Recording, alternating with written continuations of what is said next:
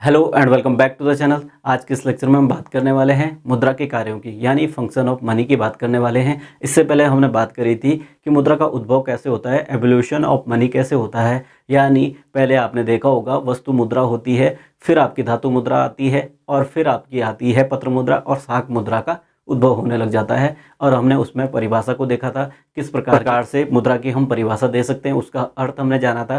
तो I hope कि आपने वो लेक्चर देख लिए होंगे। अगर आपने लेक्चर वो नहीं देखे हैं तो लिंक आपको डिस्क्रिप्शन या आई बटन में मिल जाएगा। आज हम पढ़ रहे हैं फंक्शन ऑफ मनी को, मुद्रा के कार्य। तो मुद्रा के जो मोस्टली कार्य होते हैं वो 3 टाइप के होते हैं, यानी प्राइमरी वर्क जो है उसका प्राइमरी कार्य है, सहायक कार्य हैं और आकस्मिक कार्य। प्राइमरी कार्य की अगर बात करें तो इसमें मोस्टली 2 ही कार्य होते हैं, यानी विनिमय का माध्यम है और मूल्य का मापक है। सहायक कार्यों की अगर बात करें तो इसमें क्या है, भावी भुगतान, मूल्य का संचय और मूल्य का हस्तांतरण। और इसमें आकस्मिक कार्यों में काफ़ी सारी चीज़ें आती है, पर मोस्टली हमने क्या करा है, 4 ही पॉइंट्स को लिया है। तो अगर हम इनको डिस्कस करें तो सबसे पहले हम डिस्कस करते हैं प्राथमिक कार्य कौन से होते हैं। मुद्रा के जो प्राथमिक कार्य है यानी प्राइमरी जो वर्क है उसके, वो कौन से हैं। देखो, विनिमय का माध्यम, विनिमय का माध्यम का मतलब क्या है कि जो मुद्रा है वो विनिमय का माध्यम है ना। पहले क्या होता था, विनिमय का माध्यम वस्तु हुआ करती थी, पर यहाँ पर क्या है, विनिमय का माध्यम क्या है, मुद्रा। तो पहला तो उसका विनिमय का काम है, यानी विनिमय का माध्यम है। दूसरे पॉइंट की अगर बात करें, मूल्य का मापक। मूल्य का मापक का मतलब होता है कि मूल्य को मापने वाली है मुद्रा, यानी ये स्केच पेन है, मार्कर है, इसका क्या है, इसका प्राइस किस में है, मुद्रा में है। यानी 10 रुपये का है या 20 रुपये का है या 25 रुपये का है, किस में है, मुद्रा में। यानी मूल्य का मापक होता है क्या, मुद्रा। तो इसका दूसरा कार्य ये रहा, ये प्राइमरी कार्य है इसके, यानी सबसे मेन कार्य क्या है इसके, विनिमय का माध्यम है और मूल्य का मापक है। सेकेंडरी कार्यों की बात करें तो सेकेंडरी कार्यों की बात करते हैं सहायक कार्य, भावी भुगतान। भावी भुगतान बोले तो जैसे मैंने वस्तु विनिमय बताया था, उसका एक दोष ये भी था कि वहाँ पर क्या है, भावी भुगतान नहीं हो पाते हैं वस्तु विनिमय में। पर इसमें क्या होता है, मुद्रा के माध्यम से हम भावी भुगतान कर सकते हैं कि ठीक है कल दे देंगे, या इसका भुगतान मैं 1 हफ्ते में करूँगा, 1 महीने में करूँगा, इतना भुगतान करूँगा।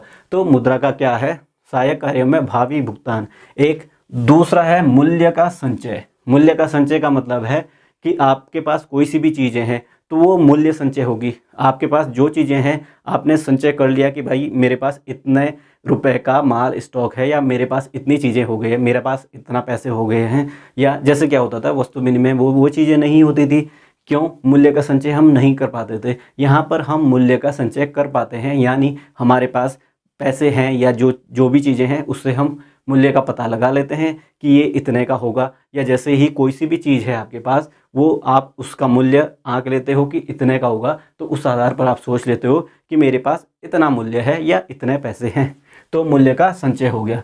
तीसरे की बात करते हैं, मूल्य का हस्तांतरण। हमने क्या पढ़ा था, वस्तु विनिमय में पढ़ा था कि वहाँ पर मूल्य का हस्तांतरण, यानी मूल्य का हस्तांतरण नहीं हो पाता है। मूल्य का हस्तांतरण का मतलब होता है हम मूल्य को एक जगह से दूसरे जगह नहीं ले जा सकते हैं।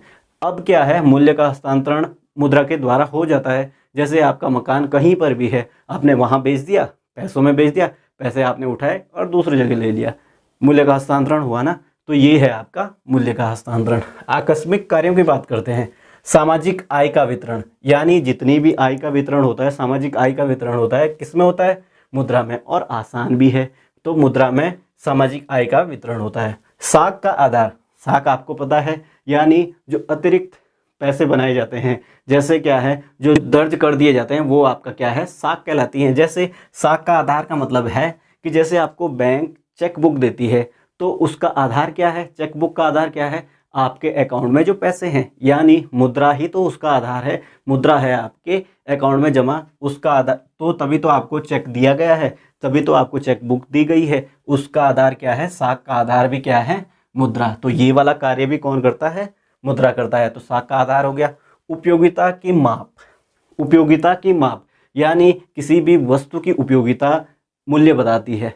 यानी किसी चीज़ के आप बहुत ज़्यादा पैसे कब देते हो, क्योंकि उसकी उपयोगिता बहुत ज़्यादा होती है ना। तो उपयोगिता की माप कौन करवाता है, पैसे ही तो करवाते हैं। जैसे सोना है, इतना सोना आता है बहुत सारे पैसों का, जबकि पानी देख लो फ्री का है। बहुत सारी चीज़ें ऐसी है ना कि बहुत ज़्यादा पैसे दे दो तो इतना सा मिलता है, और बहुत कुछ चीज़ें ऐसे कि बहुत ज़्यादा मिल जाता है इतने से पैसे में भी। तो वही है आपका उपयोगिता की माप भी कौन करवाता है, मुद्रा करवाती है। यानी कौन सी चीज़ हमें ज़्यादा उपयोगी है, बहुत ज़्यादा उपयोगी है, या इसकी उपयोगिता बहुत ज़्यादा है, तो पैसे से चलता है उसका पता। चौथे पॉइंट की बात करते हैं, पूंजी की तरलता या गतिशीलता में सहायक। यानी पूंजी पैसा आ कितना रहा है, जा कितना रहा है, इसका भी पता किससे चलता है, मुद्रा से। यानी मुद्रा का ये भी कार्य है कि आपको घाटा हो रहा है, फायदा हो रहा है, पैसा आ रहा है, जा रहा है, कितना आ रहा है, कितना जा रहा है, ये किससे पता चलता है, मुद्रा से पता चलता है ना। तो ये चीज़ें हो गई आपकी मुद्रा के कार्य। आई होप कि आपको ये समझ आ गया होगा कि मुद्रा के प्राथमिक कार्य कौन से हैं, मुद्रा के सहायक कार्य कौन से हैं, और आपके आकस्मिक कार्य कौन से हैं। आई होप कि आपको समझ आ गया होगा। तो वीडियो को लाइक करें, अपने दोस्तों के साथ शेयर करें, और चैनल पर नए हैं तो चैनल को सब्सक्राइब करना ना भूलें। अगर आपका कुछ भी क्वेरी रहती है तो आप कमेंट ज़रूर करें, जिससे हम नेक्स्ट लेक्चर में उसको डाउट को डिस्कस कर सकें। तो मिलते हैं नेक्स्ट लेक्चर में। धन्यवाद।